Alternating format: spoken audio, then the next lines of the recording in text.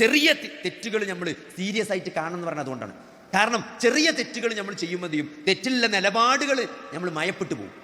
ഒരു ചെറിയ തെറ്റിങ്ങനെ നിരന്തരം ചെയ്യുമ്പം ആ ചെറിയ തെറ്റിനോടുള്ള നിലപാടുണ്ട്. കാരണം തെറ്റ് ചെറുതാണെങ്കിലും അള്ളാഹുവിൻ്റെ കൽപ്പനയെ ധിക്കരിക്കുക, അള്ളാഹുവിൻ്റെ റസൂലിൻ്റെ കൽപ്പനയെ ധിക്കരിക്കുക എന്ന ഒരു നിലപാട് തെറ്റ് ചെറുതാണെങ്കിലും അതിലുണ്ട്.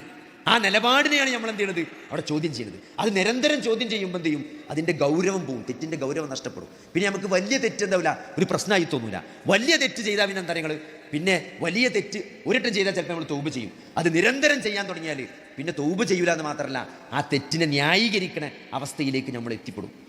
തെറ്റിനെ ന്യായീകരിക്കും. ഇപ്പോൾ നിങ്ങൾ പലിശ വാങ്ങി ലോൺ എടുത്തു, അപ്പോൾ ആദ്യമൊക്കെ അങ്ങനെ തോന്നും വലിയ തെറ്റായിപ്പോയി, കുറ്റബോധമൊക്കെ തോന്നും. പിന്നെ 2 ലോണും 3 ലോണൊക്കെ ആകുമ്പം നമ്മളെന്ത് ചെയ്യും, പിന്നെ ലോണിനെ ന്യായീകരിക്കും. അതൊന്നും ഇപ്പം അങ്ങനെ ഒരു പലിശയായിട്ട് കൂട്ടാൻ പറ്റുമോ?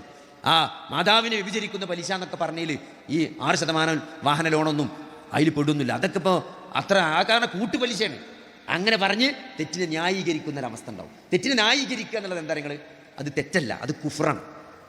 ഇത് പലിശ അല്ല എന്ന് പറയണത്, പലിശ ഹലാലാണെന്ന് പറയുന്നത്, പലിശയിലൊന്നും അത്ര വലിയ തെറ്റില്ല എന്ന് പറയുന്നത് പലിശ വാങ്ങുന്നതിനേക്കാൾ എന്താണ്, ഗൗരവമാണ്. കാരണം അത് കുഫ്റാണ്.